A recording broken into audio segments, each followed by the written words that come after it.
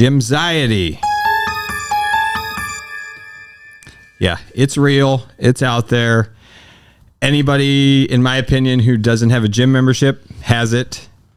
A large part of people who have gym memberships still have it. Yes. And it's hard to truly get rid of it. So we're going to discuss that today. And we have our special guest who knows everything there is to know about Gym-xiety, Gina Lipski. Welcome. Thank you. Thanks for having me. Try to talk a little closer too, if you can. All right. That better? Make sure everybody can hear you. Okay. And the reason we're having Gina on is, like I said, because she has probably experienced it as much as anybody and has overcame, I would say, a majority of it. There's probably some things that are still lingering, but overall, you have this smile on your face today that a year and a half ago didn't exist. Exactly. When it came to, well, in front of me or around the gym or anything. And now she smiles every single day that we see her at the gym, and it's amazing to see this change. So let's kind of dive into the topic of it. Absolutely. And so, Gina, let's just go back in time. It's been a year and a half since we first talked, not from when you started. Right. So, yeah, we talked. We talked a lot back and forth before I even joined. But July 11th is the day that something clicked, and I said, "I'm walking through the door." So before we get there, let's go back, because I remember the first time you came into the gym in general to sit down and talk was before St. Patrick's Day that year. Yes. Because you talked about maybe trying to help with the scavenger hunt. And you and Frank came in, and we talked, and we got into the gym stuff. Tina was there too. Mm-hmm. And so whatever, that was probably actually in February. Yes. It's probably at least a month before the scavenger hunt. Right. I forgot all about that. Steel trap over here. Yeah. Yeah. So let's go back to what you felt then and the feelings that you had about a gym and what took from that moment, February, all the way till July to decide to open the door. Mm-hmm. So now I'm thinking about that February. I just came in to talk about the scavenger hunt. I wasn't, and even walking in that day, knowing that I wasn't even there to discuss joining, the anxiety was there. I was like, oh, this is not for me, because I saw everybody working out, and it's a small setting, and I thought, no, everybody's going to be watching me. And so it was just like a hard no. Like, I was not ready.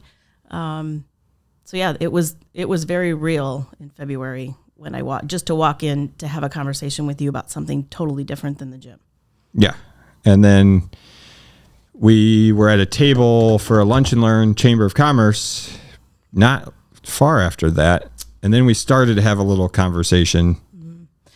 We did, but then I remember you guys put on the lunch and learn for Pulse. That's right. And I was there, and I just remember feeling, I've always known that I needed to do something and I wanted to do something. It just wasn't, I don't know. It was just the fear of walking through that door again really hit me. But hearing you and Tina and hearing Tina talk about her journey really, really struck home with me. And I talked to her a little bit after, and I was like, yeah, I really want to do this. I really want to do this. But I think it was still another 2 months before I even joined, I think. Yeah, because it took Frank and Sarah started. Absolutely, yeah. So her husband and daughter started working out before you did for at least a month. I think it was at least 2 months they started. And do you want me to get into that? Sure. Okay. So yeah, they both went, and every day they would come home and say, "Oh, you just got to do it. You just got to do it." And like I said, the little voice in my head was always like, "Yeah, I really do. And I wanted to, but I couldn't get over that fear of." And I don't even know what the fear. I think the fear was just having people watch you and not knowing, because that's been my experience with other gyms that I've joined, is like you're kind of on your own. And I didn't know how to use some of the equipment. I didn't know how to, I didn't want to look silly. So I would just get on the treadmill or the bike, because those are the two things that I absolutely knew how to do. And I would avoid everything else. And then it got to be where it wasn't consistent. And so I would join and then I would quit. Yeah. Which is a pretty common story for a lot of people. Mm-hmm. Before we even go into your story a little bit more, let's just have a chat about what do you think, how many other people do you think out there experience it? Oh, there's tons. I mean, I talk to people, even now people approach me and like, how did you get over that? So what are the feelings that they're saying? Like, what are you hearing that other people are having fear of? Like, what are the things that you hear? Kind of the same things that I was. It's like, I don't know how to use the equipment and I don't want to feel stupid and ask for help. Yeah, I mean, that's the main one I hear. And also, which is the main one that you think it is? Because like, I think people say that because they don't want to say what's really in the gut. I know for me, I didn't want people watching me. Okay. That was my biggest thing, is like, I don't want people seeing that I don't know how to do these things. And I just have always been like, nope, it's not my thing. I don't want anybody watching me if I'm doing it. And then someone's like, oh, I'll just do it at my house. And I hear that a lot from people too. It's like, oh, well, yeah, I just work out in my basement because I don't want people to see me. There's no critics there. Right. Yeah. They think they're being critiqued. Exactly. Yeah. So would you think, like, that would be my thought is, people are way more concerned about what other people are going to think than I don't know how to do something. Absolutely. Because you're willing to try that at home. So it's not about the fear of, I don't know how to do it. It's deeper than that. Oh yeah. Mine was definitely, I just was not comfortable with anybody watching me, because I was overweight. I mean, I think that's a lot of it too, is your self-esteem. For me anyway, I can't speak for everybody else, but I know for me, my self-esteem was really, really low. I mean, I had none. I'll just be honest. I had no self-esteem at the time. I knew I was way overweight. So the thought of even just walking in and seeing all these, quote, skinny people working out and knowing what they're doing just terrified me. I love how you're using the past tense. when I did not have confidence. Yeah.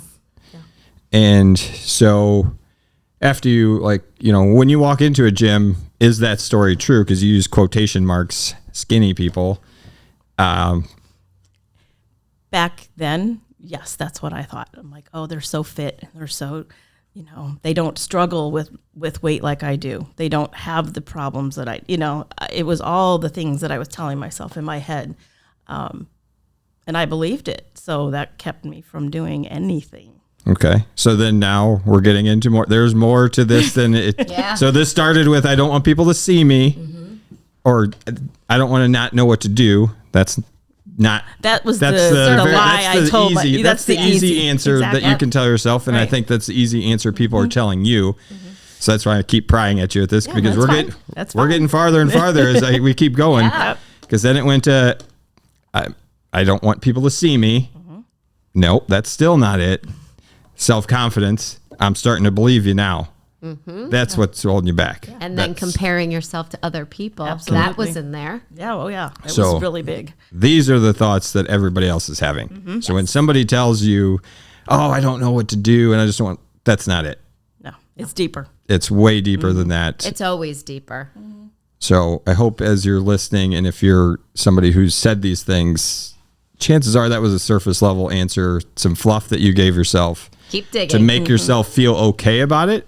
But there's way more in there that's holding you back. And it's probably the confidence thing. That's where we're starting to scratch the surface of what the real issue is, or what was really holding you back was the self-confidence. That was definitely me.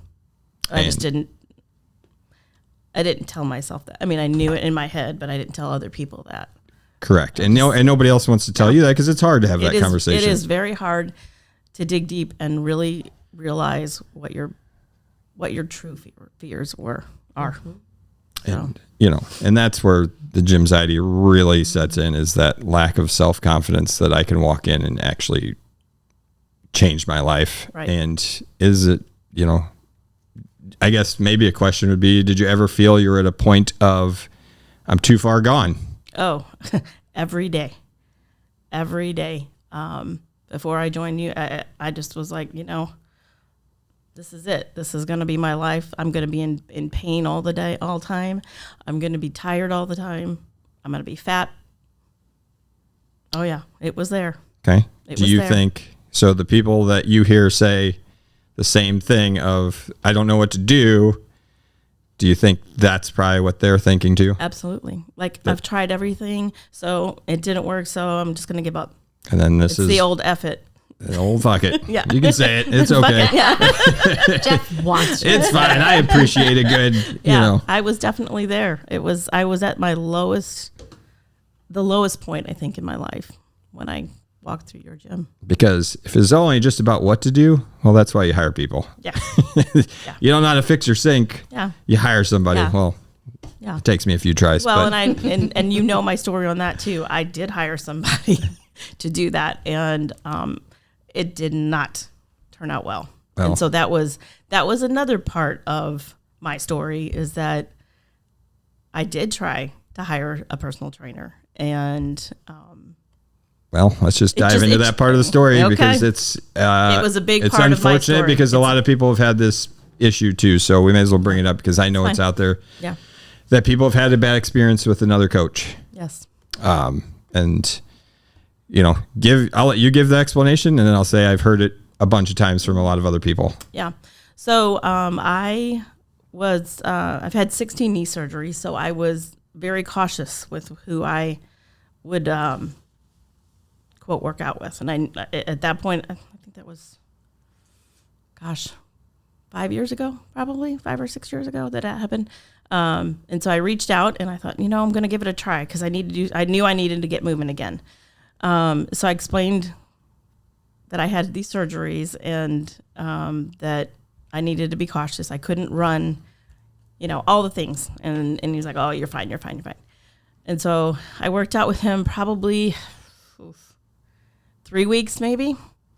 And by the third week, I didn't even want to go back in, because he didn't listen to what I was telling him. He didn't listen to what I was telling him. My body was telling me. And it was the last thing that I did with him. He, for lack of a better word, he humiliated me in front of everybody, making me feel like I was just a quitter. He actually called me that. So yeah, that was the end of my, I'm never hiring another trainer again, ever doing that again. So that started the spiral of me basically going into a shell. I mean, I was just like, that devastated me. And then I had to have another knee surgery because of what he was having me do at the gym. So that's the unfortunate reality with part of the fitness industry, is not all coaches are created equal. Yeah. Unfortunately, and getting people started is not everybody's expertise, I would say. Right. They just don't do it well. So if you are looking for a coach, make that a priority. Is how are you going to get me started, regardless of who you go to? Figure out what's the, know what the game plan is before you get into it. And make sure that they're going to listen to what you're telling them. Yes. Whose level are you starting right. at? Your level or their level? Right. And it should be an interview process for you. Like, you should be interviewing your coach. You're hiring them. Agree. You're paying them. Right. You need to make sure that they're going to be the right fit for you. Absolutely. So just because it started a really bad cycle for me, and I had 3 more knee surgeries after that. And so it just was, I was just in the mode of, I had gained almost 80 pounds since I worked out with that trainer, because I just said, fuck it. Yeah. I'm not going back in there. Tried going on my own to the Cody Rec Center, and I did okay, but there It wasn't for it you. wasn't That's for some sustainable people, for but me. not It for wasn't you. sustainable Yes. for me because I didn't have the accountability of, hey, you need to come in here. It was just on my own, and I was That like, phone call of, where are you, Gina? exactly. I didn't see you today, Gina. I know. Luckily, I don't think we've really ever had to make that phone call too many times. Once, Maybe. I was sick though. But you didn't tell me you were I sick. know. But for the most part, so now let's jump ahead into you getting started in July. You said July. It was July 11th. July 11th. July So 11th. this date in history. 7-Eleven. That's right. That's right. So my birthday's July 19th, and July 9th is when Sarah and Frank came home from the gym, and I was, sitting on the couch watching TV. That's pretty much where they found me. And Sarah took her shower. She came out, and she sat next to me, and she put her arm around me. She says, "Mom," and I'm going to try really hard not to cry about this, but We're prepared. Jess is already. She said, "Mom, I really love you, but you need to make a change." She said, "You're not gonna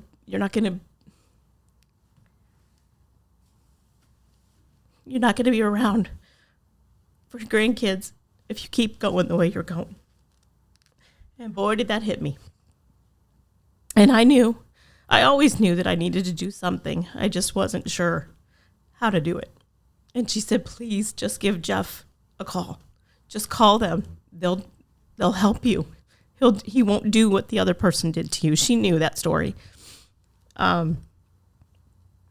So 2 days later, I said, "You know what?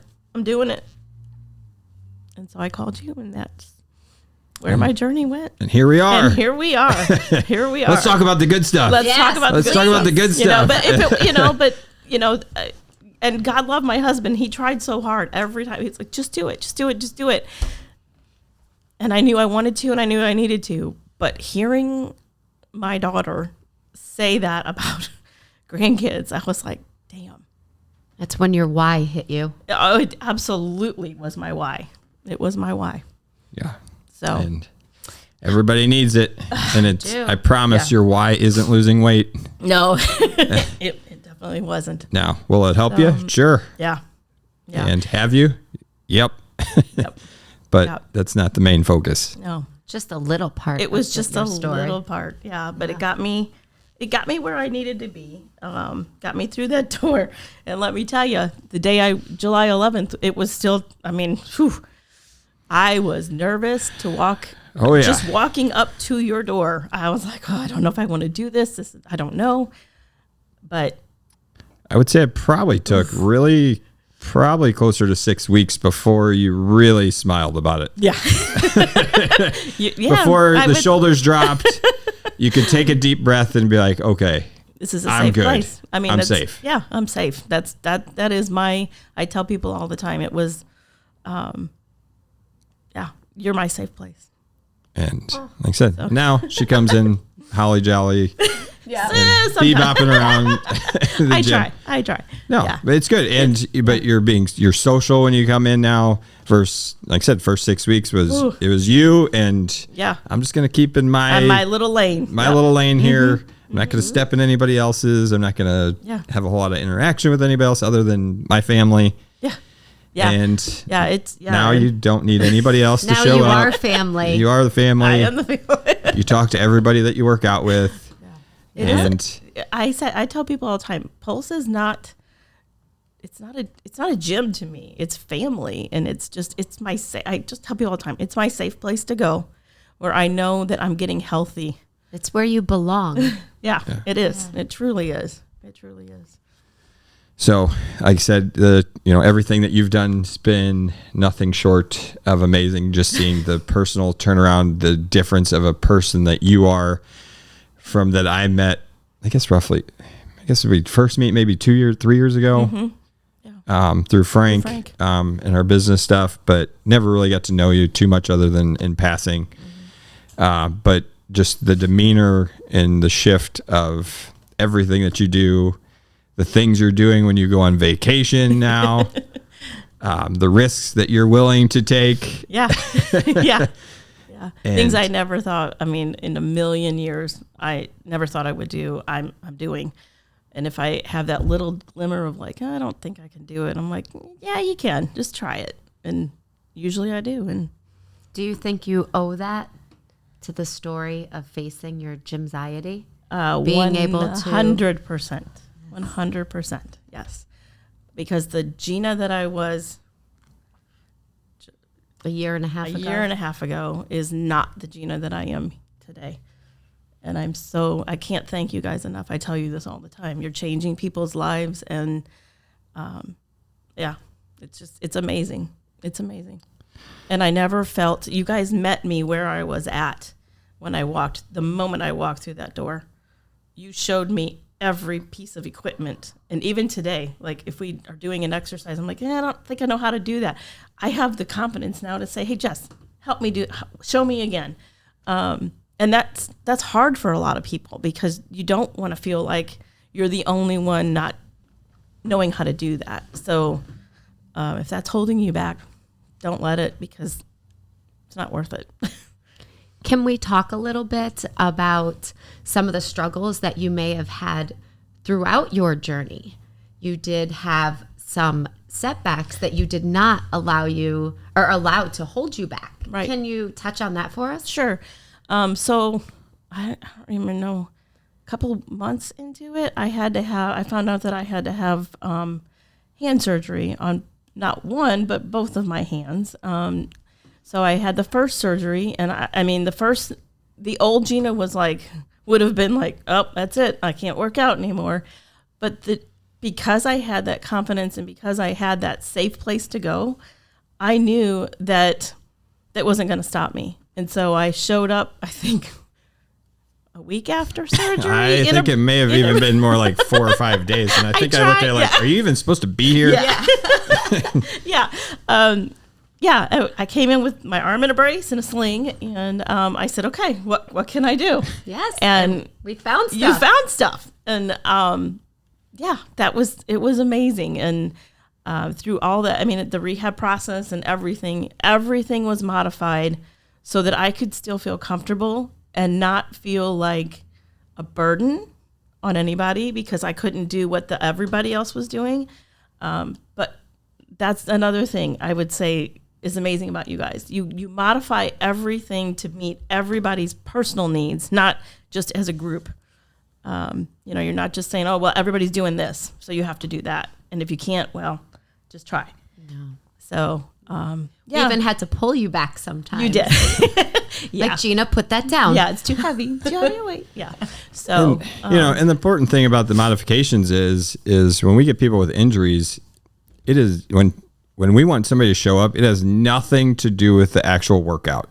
I could care less what you actually do in the time that you come. It's keeping that routine of, I show up at 7 a.m. these days, this time every week, regardless what I'm going through. This is what I do. Mm-hmm. And injuries I've learned, are the fastest way to derail somebody. And it's all because they lost their rhythm. They lost their routine. Right. If they came into the gym and just sat, they would be able to keep the rest of their day. Their nutrition would stay the same. It's about just showing up. And obviously we want to do something, right? Still giving you the best workout possible. But the important part is, the modifications and stuff, those are, we do those for people all day long. Yeah. But it's can you still show up? Right. And if you keep showing up, then whenever you're healed, then we're back, we're rolling. Yeah. And we didn't lose a beat versus too often, like people get hurt, then they, it takes them 3 months, and then it takes them another 3 months to even start back up again. And then they're just so far behind. Right. Versus all they had to do was come in and just sit down and we'll do something. Stay consistent. And they would be light years ahead of where they fell, and which is awesome for you to not let that happen. Yeah. Because I've seen it so many times. Well, and I was there. I did it when I had my knee surgeries. That was my excuse. Oh, I can't go. So I have a knee brace on, so I can't go. So, that was the old Gina. That would have been me. And had that happened earlier, I think, with you guys, maybe I would have said, I can't work out. but it I didn't. becomes, for some people, it becomes an excuse. It does. And that's what I'm saying for me, for my knee surgeries, that was my excuse. Yeah. And You know, you call I it an still could have excuse, done. it was just a story that you told yourself. Yeah, It was a absolutely. mindset like, oh, well, Yeah. I can't, versus, and you probably really believe that story is the thing. Like, it's not like you intentionally like made this, I'm going to use this as an excuse so I don't Yeah. have to go. Right. It wasn't necessarily intentional. It's same for a lot of people. It's just the story, but you actually believed the story. Right. So then now it actually took over. Yeah. Just like the one that people were going to judge you. You thought walking through the door that Right. people would judge you. Right. No one judged you. Yeah. No. They didn't. And it, No. yeah. But Jessica, that took do you 6 have weeks to figure that, do you have any other questions about Gina during her journey Any more questions? or thoughts about her? No, I don't have any questions, but I would say, what would you say to someone who had the fear of walking into that gym, of taking the first step, of challenging themselves against that story they're telling themselves? I think first of all, I would say you got to dig deeper than just the excuses you're creating, and just go for it. I mean, it's scary. It was scary as hell. I'm not gonna lie. I was shaking when I opened the door the first time, but once you're through that door, if you're at the right place that you're supposed to be at, that fear goes away. I mean, I can't tell you, like the first day I walked in there, I was really, really nervous. And I just was like, I just don't know if this is for me. I don't want to do this again. I don't want to be, I don't want to fail again. It was in my head because that's how I felt, that I had failed myself by so many gym memberships and trying all these things. It just didn't work. I didn't want to do that again. But having Jeff greet me and take me into his office, and we talked first, which was amazing. I've never had that happen with another trainer. So that helped a lot to ease some of my anxiety. And then he took me out to the gym and he showed me how to use the equipment, and you guys continually do that. If somebody doesn't know how to use something, it's not a big deal. You have to find the right place. That's my biggest thing. You have to find what is comfortable for you and where you're going to stay consistent with it and feel like it's your safe place and you can go and get healthy. Yeah, and there are so many gyms around here. Pulse might not be for everyone. Right. There are plenty of gyms you can go out and, like Jeff said, interview your trainer. Find out what their process is. Do you feel comfortable? Do you feel safe? If not, then you move on. Right. Yeah. But you have to, I guess the biggest advice I would give is if you truly want to make a change in your life, health-wise, just find a place. Go and just try it. Don't just sit and wait. And try I'll it do more it than tomorrow. once. I'll do it tomorrow. Because tomorrow becomes a week, and then a week becomes a month, and then it's just a year later. And I've been down that road so many times. And When I hear that, I think of that bar sign when you're in the bar and it says free beer tomorrow. yeah, It's obviously never coming. nope, we're coming. Yeah, exactly. Well, thank you so much for sharing. Like, Gym-xiety is kind of my new mission to help people solve and overcome, because I know that, deep down in my heart, that's what's holding everybody back. If you don't have a gym membership, I know that's what it is. And that's why, because nobody can convince me they don't want to move better. Right. You can't convince me of that. I don't care who you are. You can't tell me I don't care, because yes, you do. You're just saying that to block it. And, I want to solve that for you. Yes. Move better, sleep better. Yeah. All the things. Your life will be in be a so much better better mood. if we get over this. Better mood. Better mood. And More energy. so Gina, thanks again, because normalizing this is what it's gonna take. We have to keep talking about it so It's people real. understand that you're just like everybody else. There's 80% of people don't have a gym membership. So if you don't have one, you're in the majority with Gym-xiety. Right. So it's now it's just, let's get comfortable talking about it, how to solve it, and what to do moving forward. Yes. And if you have Gym-xiety, you could message us and just write Gym-xiety, and we got you. we'll know what it means. Send us a DM. Yeah, we know if you exactly what you're talking We'll about. know what And you're if you- talking about. Yeah. And if you're too scared to message them, message me. I'd be happy to talk to anybody Yes. about my journey and how amazing these people are.